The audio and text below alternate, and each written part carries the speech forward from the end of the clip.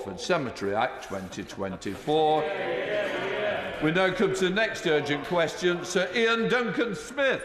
Mr. Speaker, to ask the Foreign Secretary if he will make a statement on the security and human rights implications on the imposition of Article 23 in Hong Kong. Minister. Mr. Deputy Speaker, may I thank my right honourable friend for his urgent question today. Mr. Deputy Speaker, yesterday Hong Kong's Legislative Council passed new national security legislation unanimously under Article 23 of the Basic Law. The bill rushed through the legislative process and, likely incompatible with international human rights law, will come into force on Saturday. Since 2020, we have seen Hong Kongers' rights and freedoms deliberately eroded as a result of the Beijing-imposed national security law. This law continues this pattern. Yesterday, His Majesty's government made clear that the law's overall impact will further damage the rights and freedoms enjoyed throughout Hong Kong. It will enable the authorities to continue their clampdown on freedoms, including of speech, of assembly, and of the media. It will further entrench the culture of self-censorship dominating Hong Kong's social and political landscape. It fails to provide, Mr. Deputy Speaker, certainly for international organisations, including diplomatic missions operating there. Broad definitions will negatively affect those who live, work and do business there.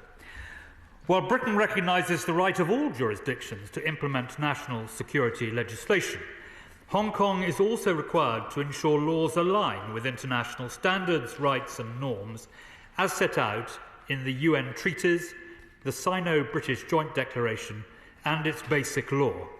Hong Kong is an international city. Respect for the rule of law, its high degree of autonomy and the independence of its well-respected institutions has always been critical to its success. The British government, Mr. Deputy Speaker, has urged the Hong Kong authorities to respect the rights and freedoms, uphold its high degree of autonomy and the rule of law, and act in accordance with its international commitments and legal obligations. Let me conclude, Mr. Deputy Speaker, by welcoming the contribution our growing Hong Kong diaspora makes to life in the United Kingdom. They are safe to live here and exercise the same rights and freedoms all British residents enjoy. We will not tolerate any attempt by any foreign power to intimidate, harass or harm individuals or communities in the United Kingdom. This law has no effect in the UK and we have no active extradition treaty with Hong Kong. Thank you, Mr. Deputy Speaker. Iain Duncan Smith. Mr. Speaker, I welcome the government statement, but I don't think it goes far enough. Article 23 allows sentences of up to 14 years imprisonment if an individual fails to disclose that another person indicated attention to commit treason, which includes peaceful protest or voicing dissent. If a journalist, for example, discloses information deemed to be of national secret, then they will be jailed for 10 years. Since the passage of the National Security Law in 2020, the people of Hong Kong have endured relentless oppression in contravention of the Sino-British Agreement. Yet, the UK has done very little to hold those responsible to account. I remind my right honourable friend that the US, who were not the ones that signed the agreement, has sanctioned 42 people, including very senior individuals in Hong Kong, and the UK has sanctioned none. I have two questions as a result. As this legislation harmonises Hong Kong and China's national security systems with the devastating consequences for human rights, it also, though, changes the business legal arrangements. My question, therefore, is if the US government has last year warned US businesses that they can no longer rely on the protections that the rule of English common law affords in Hong Kong, why has the UK government not done the same to our businesses? And secondly, we now know that internal documents within the department show that the Foreign Office has paused targeted sanctions against Chinese officials in November of 2023.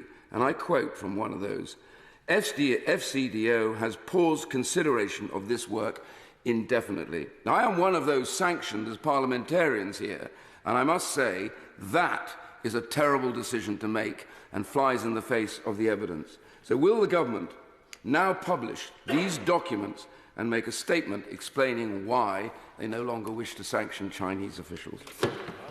Well, I thank my right honourable friend very much for his comments, and let me deal with them as best I can. I mean, first of all, Mr. Deputy Speaker, he indicated just 2 or 3 of the defects in this appalling legislation, and he is quite right to identify those. He didn't ask me whether it was a breach of the Sino-British joint declaration. In fact, it isn't, because the Hong Kong government is legislating for itself, and of course in 2021 the British government declared China in ongoing breach of the Sino-British joint declaration. But he asks me about the rule of English common law and the warnings given by the government of the United States. I should say to him, I think the British business community is very well able and extremely experienced to reach conclusions for themselves, but if ever the British government's advice is sought, we would always give our advice. He talks about targeted sanctions, and I know that he is sanctioned. I hope that he will bear it with the necessary fortitude required. But it is outrageous that my right honourable friend should be sanctioned in this way, and others also. We do not discuss, Mr. Deputy Speaker, across the floor of the House our approach to sanctions, but he may rest assured that we are keeping all such matters under regular review.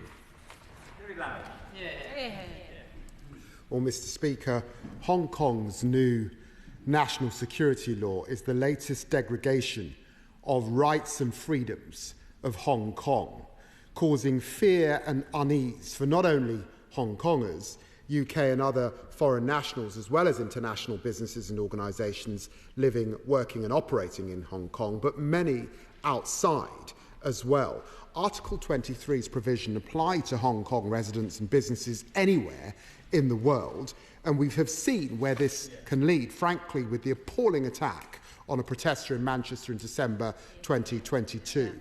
What steps is the UK taking to counter the threat of transnational repression, especially towards the 160,000 Hong Kongers who've come to the UK via the B&O passport route? Many today feel unsafe, they feel unprotected, denied access even to their own pensions. On their behalf, can I ask the Minister whether he accepts that the law not only undermines the legally binding Sino-British agreement, as the Foreign Secretary put it, but it represents a clear breach? And if so, will he say that to his Chinese counterparts?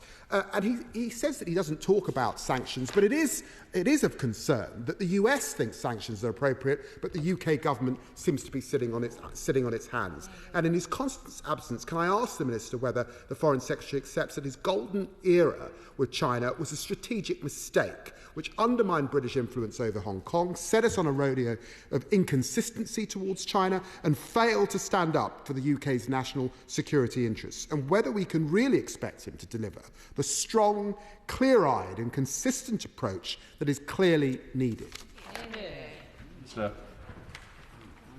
Well, I thank the Shadow Foreign Secretary for his comments. I agree entirely with what he says about Article 23. And he chides me for not saying more on the issue of sanctions. The only point I was making, which I hope he will accept has been common to both parties when in government, is that we do not discuss our application or consideration of sanctions and sanctions policy across the floor of the House, but when we feel it is necessary to act, we certainly do. He asked me about the view of the Foreign Secretary and his long career and understanding of China from his time as Prime Minister. I think that the Foreign Secretary, Mr. Deputy Speaker, if I may say so, has spoken out very clearly on the change that has taken place since the time when he was Prime Minister and today. He asked me effectively whether this is a breach of the Sino-British Joint Declaration, which, as I have said, we decided in 2021 that China was in ongoing breach of that. But on the issue of whether it is a breach of international law, the bill itself specifically says that it will be compliant with international law, and so I suspect that the proof of the pudding will be in the eating. Julian Lewis. I'm afraid the Shadow Foreign Secretary slightly stole my script about the golden era of Sino-British relations trumpeted by the then Prime Minister Cameron. But whilst my right honourable friend says things have changed since then, one thing has not changed. Communist China was a totalitarian state then, and it's a totalitarian state now. Isn't it about time that the Foreign Commonwealth Office learnt that lesson? Well, my right honourable friend speaks with great experience on these matters from his time on the Intelligence and Security Committee, and I agree with him about the nature of China. The question here was whether China would respect the Sino-British Joint Declaration and recognise the uniquely brilliant features of Hong Kong as an international trading city. And it is a matter of great regret that politics has trumped economics in that respect, as perhaps in the case of China it always will. Archie Doherty-Hughes.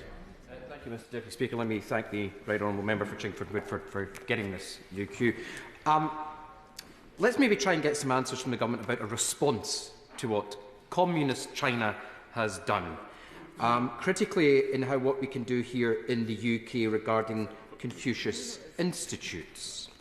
Now, Confucius Institutes, we've even had universities in this country brag about being the first online Confucius Institute back in May 2022. That was the Open University. And up until 2023, the actual government itself was spending on Mandarin language teaching at schools with at least 27 million allocated, channelled through universities based on Confucius Institutes. I wonder if the Minister can actually confirm that that stopped, because there is some confusion about whether or not that stopped. And following the Shadow Foreign Secretary, governments in countries like the United States and others have believed that sanctions are possible. Indeed, Netherlands and Germany have discouraged their universities from engaging with the Confucius Institute, and Sweden has gone as far as I would in actually banning it. So in terms of making some answers to what's going on in Hong Kong, some practical things here within the United Kingdom, would his government actually consider ending the rights of Confucius Institutes here in the UK, and can he clarify his government's allocation of funding on Mandarin language teaching through those institutes? Well, Mr Deputy Speaker, we are very much aware of the Confucius Institutes and the way in which they operate.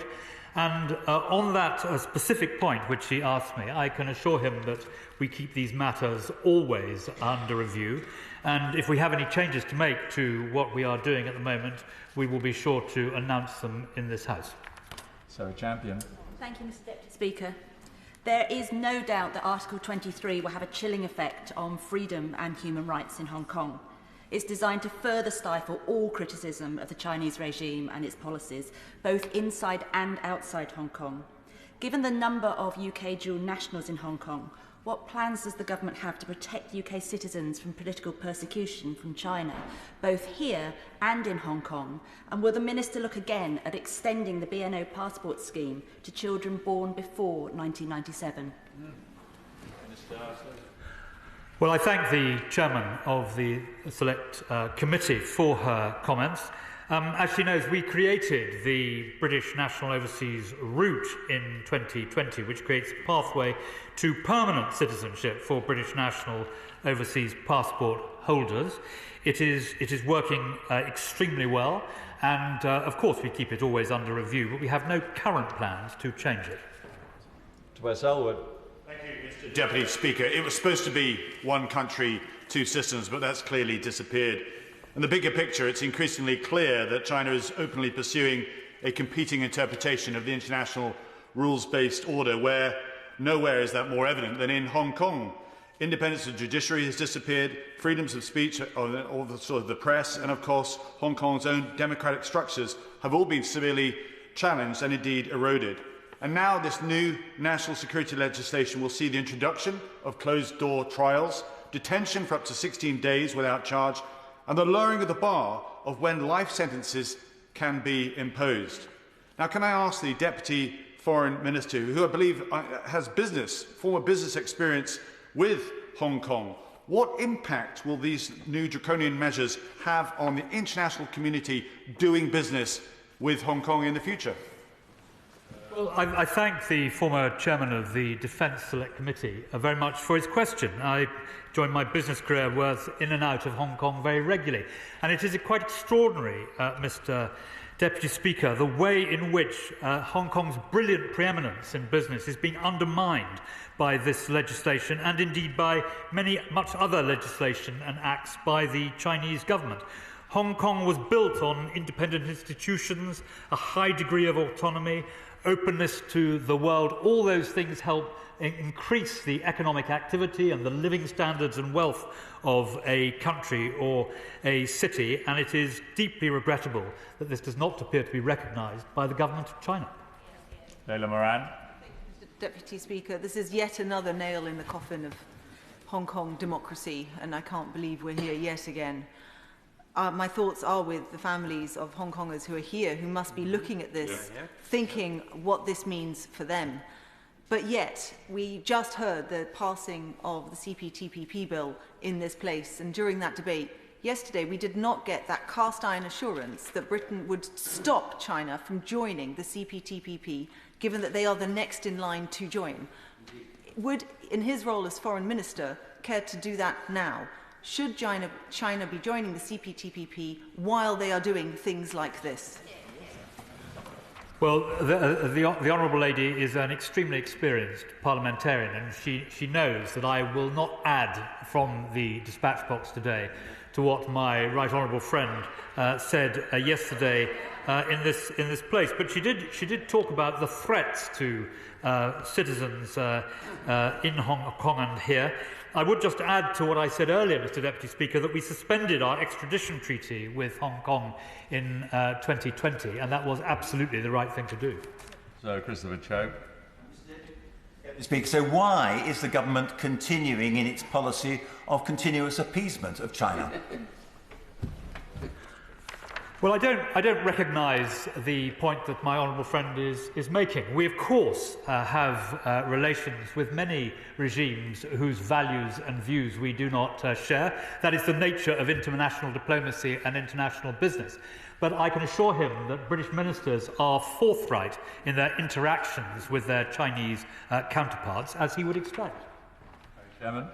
Mr. Deputy Speaker, I've got some sympathy for the Minister today because I think he shares my sense of shame. I was one of the parliamentary delegations that went to Hong Kong after the deal that meant one country, two systems was, and our job as parliamentarians was to find out what local people thought of the agreement. And I can remember at these all-party groups assuring the people of Hong Kong that they will be safe and secure in their democracy and it would not be challenged. Now, can I say to the Minister, what he says is not very encouraging. This is not just a totalitarian communist dictatorship, it's a ruthless dictatorship. And there are sanctions that we could be taking. Some of us in the House have begged the government to do an audit of how much Chinese influence there is in this country, how many companies have taken over, how big is the influence? It's massive. Whole of the electrical distribution of this city of London and the South East is owned by a Chinese company, directly owned by a Chinese company. Surely we could take real sanctions against this country that has gone back on everything they promised over Hong Kong. Well, I'm most grateful, Mr. Deputy Speaker, to him for his opening sympathy and support, which is always very welcome. In respect of the audit which he describes of Chinese involvement, much of this work is effectively done by brilliant British investigative journalists, and he will have read, as I have read, many of the reports which they have published. And it is one of the differences between China and Britain that we have an open and free and democratic system here, which enables us to scrutinise and pursue these matters in a way that is not possible in China. Edward Timson. Mr Deputy Speaker, the message that this legislation sends out is that political control trumps all else, including the economy. So bearing that in mind, what assessment has the Deputy Foreign Secretary made of this national security law, both in relation to economic stability, competitiveness and performance in the city of Hong Kong, not least in relation to the confidence of foreign investors, but also the potential impact on social cohesion? Well, my honourable friend makes an extremely shrewd point. The impact of this legislation is, of course, devastating in terms of the areas which he identifies. And, of course, this is not legislation scrutinised in the way that we understand legislation to be scrutinised. It is not subject to consultation or scrutiny by genuinely democratically elected members, but that is merely one of the defects, Mr Deputy Speaker, which has been identified during this session this afternoon. Alison Carmichael. The all-party parliamentary group in Hong Kong, which I chair, heard very powerful testimony this morning from a young Hong Konger who had been a political prisoner there. It's obviously going to be the case now that we will see more people enduring the indignity of political imprisonment. The BNO passport visa can be withheld on the basis of the applicant having been in prison. Surely now that is something that has to be reviewed. Well, that is not a matter, as he will appreciate, only for us. But he is right in his fundamental understanding, as he has set out, about the breach of the law that is going on here. And he may well have seen, as I have, the words of Kurt Volker, the UN Human Rights lead, who said today, and I quote, "On the face of it, this law looks incompatible with international humanitarian law." Tom Randall. Thank you, Mr Deputy Speaker. Having also been at the Hong Kong APPG meeting this morning, I echo the powerful testimony that we heard from those pro-democracy activists who have suffered so much in advocating their cause. I welcome my right honourable friend's statement. In his opening, he said that the law does not apply here, and of course it doesn't, but that's not how the Chinese see it. It is, for them, an extraterritorial law. It outlaws external interference, so it intends to interfere in Hong Kong affairs. It bans the work of NGOs advocating for human rights and civil liberties, and might also affect those Hong Kongers in the UK who are working in the UK civil service or the UK armed forces. Could my right honourable friend assure me that there are active discussions happening across government with the Home Office, the Ministry of Defence and others to ensure that Hong Kongers living in the UK have the protections necessary against any future Chinese prosecution? Well, my honourable friend for Gedling knows a great deal about these matters and speaks with great wisdom on it. He is right to speculate that these discussions are taking place across government. They take place through formal mechanisms most of the time. But I suspect that he is concerned about the possible misuse of Interpol, which is an issue that has been raised and which we, Mr Deputy Speaker, take extremely seriously in the requirement to protect individual rights and uphold Article 3 of Interpol's constitution. So he may rest assured that we continue to watch over these matters with all possible concern and rigour. Jim Shannon. Thank you, Mr Deputy Speaker. Can I thank the Minister, as always, for his answers.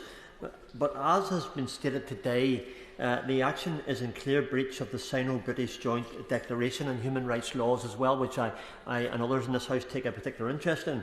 I've heard clearly what the Minister has said, but having a number of personal number of concerned Asian constituents in my area who have contacted me about the message this sends to those who have left the Chinese regime raises concern for the protection of those who live and work here. And if we cannot hold the Chinese to their word, then the question is anyone safe? And what message does the Minister have for my constituents?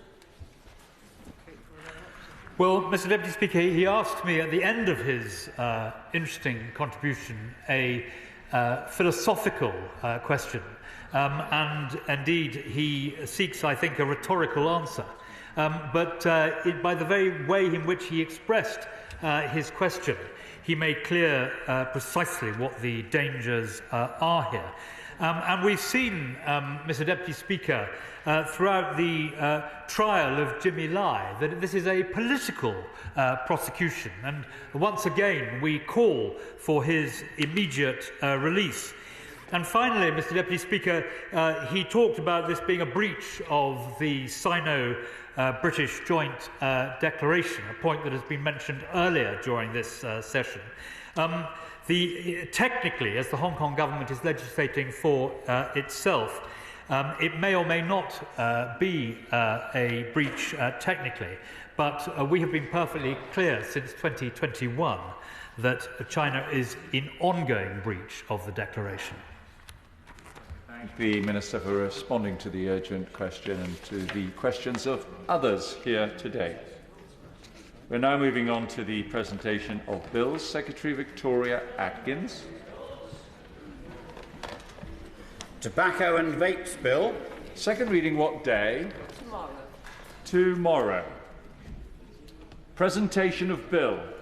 Emma Hardy.